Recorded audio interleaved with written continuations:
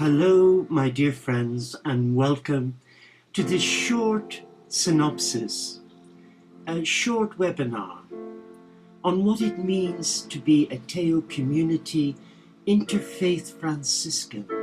And I'm sharing with you a beautiful piece of work that one of our community shared with me recently, and that was our beloved brother, Father Richard. And he begins by saying, "Love one another with God's love, dear fathers, mothers, brothers and sisters. Love God's people equally and without reservation, for all are in God, all have God.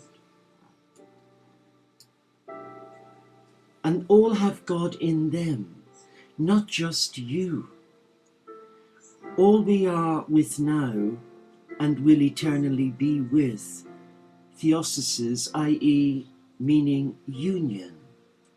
Union with God does not separate you from people, even when you are alone in your hermitage, the hermitage of your heart. For the closer we come to union with the divine within us, the closer we come to every man and woman, regardless of religion, regardless of sexuality, marital status, education, position in society, and all other things that separate and divide the children of God. All hearts meet in God's heart and become intimately one. Not separate beating hearts, but yes, one heart. One beating heart that takes us and all beat by beat, movement by movement, into the presence of love, into the divine to which all paths, all the many good and holy paths, lead to this one destination. This is, in my humble opinion, is what is at the heart of our spiritual teaching, what is at the heart of belonging to no religion or church, but belonging to all religions and all churches. So what is at the heart of being a Theo interfaith Franciscan? If one child of God were to be lost or sent into some kind of exile, our Franciscan love would move each one of us to tears, to embrace them, and to go into exile with them. Our path, the path of all true spiritual seekers, is not to believe the hearsay of a God who creates some for an eternal paradise, and equally some to be condemned to an ultimate hell. Whatever happens in their lifetime, love does not do this. The love of Christ, the depths of Christ's love on that holy cross that spoke to St. Francis saying, "Rebuild my church," was a universal, all-encompassing love. For we are not holier than any man or woman in the world because we have come here and shut ourselves up within the walls of our monastery without walls. We are not more holy than any man or woman who has lived before us or who will come after us. We are simply what all have seen and been, are and will be, children of the same source of life and love, who are not separate beings, but intimately one at the heart of that source of all life. If we are going to lift our hand and condemn any man or woman, any brother or sister to a hell, that we had no reason to come to this monastery without walls. If we are to judge anyone, it can only be ourselves. For we are responsible for ourselves. We are responsible for our lives. And wait for it, we are responsible for our own spiritual journey. And the longer we live and love within our monastery without walls, the more we will become aware of this. And the more we will become aware of this, the more we will all pray for all our brothers and sisters, and the more we will live and love for them. For we know somewhere in our deepest being that every thought, every word, every action, all these things do not just have consequences for you and me personally, but can be a source of light and goodness, or a source of darkness to them also, because there is a golden thread that intimately connects us. And all men and women, all creatures and plants, yes, all things, and makes them one above those storms and politics of a passing church and a world. This knowledge and ever-deepening experience is the crown of our life in our monastery without walls. It is what it truly means to belong to no church or religion, but to belong to all and to be in all. It is what it means to become a love that is infinite, universal, and that knows no boundaries or divisions. And that was written by our dear brother on September 29th, 2016. And we compliment the Spirit of God for speaking through Brother Richard's heart to each one of us. Many have a conception or an idea or a notion that to be an interfaith Franciscan means to walk away from one's own personal belief. Untrue. We have brothers and sisters in our community who are encouraged to be still a part of their own family, their own church family. But where we're different is that we never ask one another, what is your religion? That's irrelevant. We don't even ask, do you believe in God? Because we can see God in them. That's unless we're blind and we're full of arrogance or maybe envy. To be an interfaith Franciscan is like being an exile. An exile. We are on this earth plane for a purpose. And it's not to take. It's to share. It's to share with the marginalized, those whom society has rejected. And I would like to finish by reading to you a beautiful piece from the late John O'Donoghue, from his beautiful book, To Bless the Space Between Us. And it's titled For Courage, because you need courage to opt out of your drama and the dramas of the world and to walk that solitary path with God, in God, for God, through God.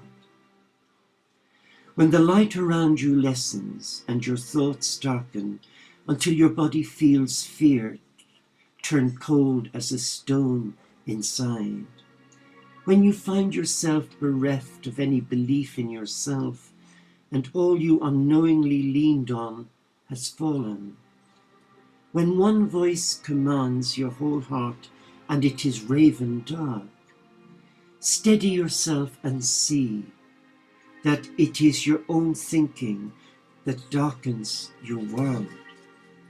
Search and you will find a diamond thought of light. Know that you are not alone. and that this darkness has purpose.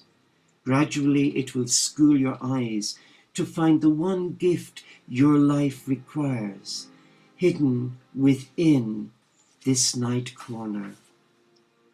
Invoke the learning of every suffering you have suffered. Close your eyes, gather all the kindling about your heart to create one spark. That is all you need to nourish the flame that will cleanse the dark of its weight of festered fear.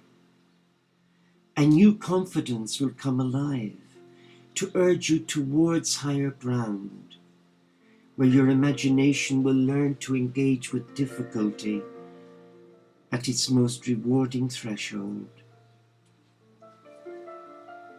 If you're on that precipice where you're searching and seeking and want to do something valuable with your life, where you feel called to live the life of a lay monastic from your own home, your monastery without walls, but don't want to engage with the traditional monasticism that a church provides.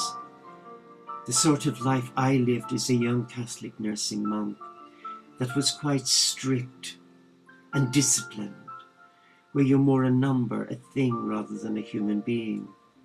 I know it's changed, but today you can still live as a monastic from your own home and still keep down a job, still remain married with your partner. It's about choice. And all it asks of you, spirit that is to be humble, to honor what you're given, and to ask God for the grace and the strength to do God's will for you. There's no right or wrong way. It is you that has to come to that place to ask God, what is it you want of me? And how may I best serve you in my life? Many who hear what God shares with them bring it back to their ego, their head, and start questioning. And before long, they've lost the simplicity of what Jesus was sharing with them. Whatever your heart is given, honor it, because I see the heart as the gateway to your soul, your higher self, and your higher self is the gateway to God, to nirvana. To become an interfaith Franciscan, you're not asked to abandon your family, your partner or loved ones, as I did years ago. You're invited to live a different kind of living that embraces simplicity from the comforts of your own home, and a life that will bring fulfillment, inner peace, and joy. How many have you seen go into a church, a mosque, a shul, a temple, and they have these long faces where they're not really happy or fulfilled? Francis of Assisi was always at peace and always smiling.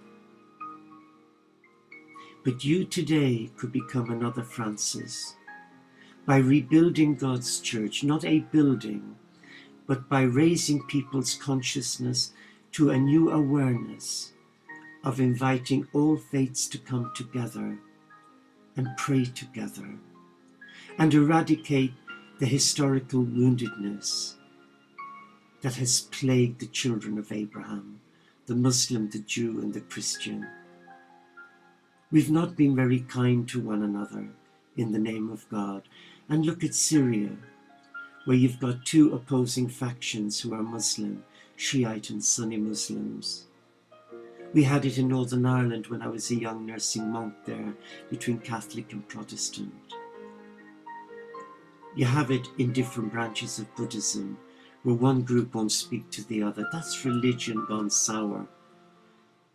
God is calling you and me to a simpler way of worship from your own home, And our community offers you a vehicle, our online daily prayer channel, where we come together online and we pray together. And it doesn't matter whether you're a Christian, an atheist, a pagan, a Wiccan, a Buddhist, a Hindu, a Sikh, a Baha'i, it doesn't matter. What matters is that we are coming into our being, a being that God created in love. We were carved in the hand of God, and we are loved by God. And as an interfaith Franciscan, Francis is calling you to embrace all faiths, not just the Christian / Catholic faith. Now that might challenge you, but you have to come to God in prayer and ask, how may I be of service to you today? I didn't realize what I'm doing today when I knelt at Francis' tomb in Assisi in 2008. I did not envisage setting up a community that would welcome all faiths. I was quite happy and content being a Catholic Christian. But the moment I surrendered and said yes, the troubles began, where my brother and sister Catholic Christians didn't want to know. Even my own Catholic family, they've called me Satanist, heathen, scammer, everything on the internet, all because I said yes to Christ and Francis, to provide a vehicle for others to love one another. And so shall it be. I'm not looking for pity.